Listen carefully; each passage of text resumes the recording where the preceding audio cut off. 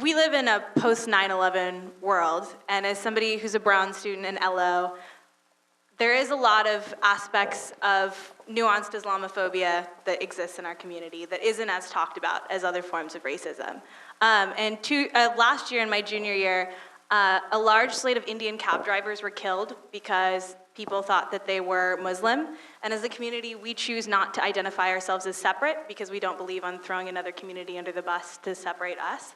But a huge amount of people from my culture and my race and people peripherally that the Indian community knew were killed. And that's very hard to hear as somebody who's in that community, and especially with somebody, my father has a name that connotates, his name is Mohan Das. And the Das is something that people sometimes see as not American.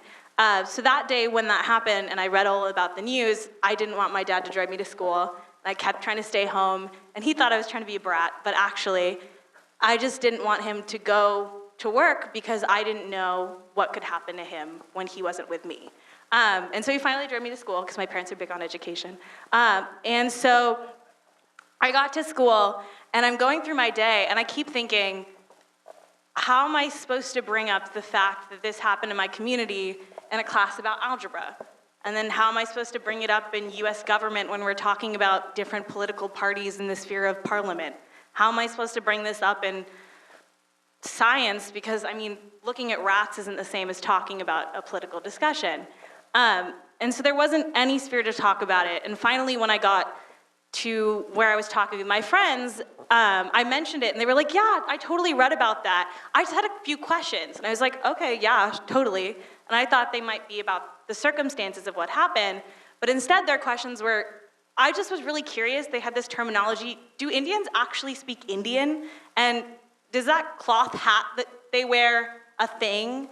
And like, why are a lot of Indians cab drivers? Like, is that a thing that a lot of you people like to do? And sitting there, feeling that I couldn't even let my dad walk out the door that morning, I was absolutely devastated. And coming to school the next day was one of the hardest things I've ever had to do. And I was so angry about it for a while. But then the more I thought about it, I realized there's no other person that these students had a chance to ask these questions. And the problem with our district is we don't give students a chance to ask dumb questions. And when we don't give them a chance to ask dumb questions, they assume the answers, and that is the most dangerous thing as a community that we could have. The narrative that is driven is by the news, is by multiple sources saying that every African-American person commits crimes, every person who's wearing a turban has a bomb on them.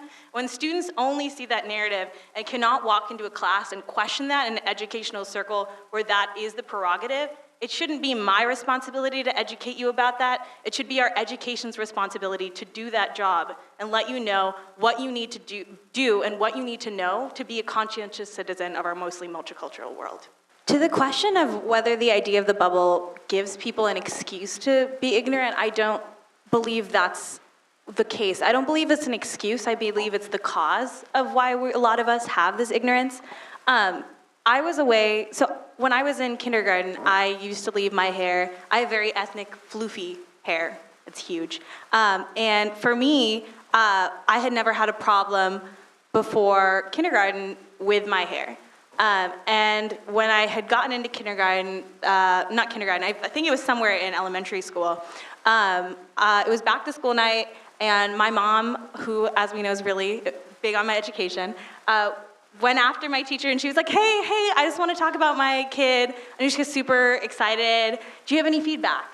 And the teacher, bless her heart, was the sweetest person, was always nice to me, nothing bad I could say about her, looked at my mom and said, it's just all that hair. And my mom was like, is there anything educational you'd like to comment on? Like, is her reading level great? Like, and the teacher was like, yeah, but the fact that she said all that hair, for 13 years, I've been in this district for 13 years, I have straightened my hair since that point. And I had straightened my hair until last summer. I went away to a research opportunity where multiple people were Indian and multiple people were minorities who had hair like mine. And walking in, I felt all great with my straightened hair, and I walked in and I saw 20 or 30 kids, young Indian girls with the same hair I had. And the more and more, I was at that camp for 6 weeks. It took me 3 weeks to stop straightening my hair. And at that point, I felt beautiful. I felt seen. I felt like my hair wasn't an abnormality and a sea of people who had straight hair. And that might seem like the smallest thing, but when you're forced to straighten away your identity every single day, it's not the smallest thing. And so standing there, when I saw someone's hair who was straight, I didn't feel envious. I didn't feel alone. I felt like I had people at my shoulder who knew what I was going through and who would stand next to me if someone had all that hair and say no. And I've always had my mom who's done that for me, but to have someone else who didn't have to do that for me, but would anyway, was a powerful experience. So, long answer to a short question. I have been able to connect with people outside of LO, but when you only have a me with hair like that in LO, you don't give other students the opportunity to not see all that hair because it doesn't become normal to them. So the same way it became normalized to me when I saw those 20 to 30 other students is the same way it should become normal to every other student in our district.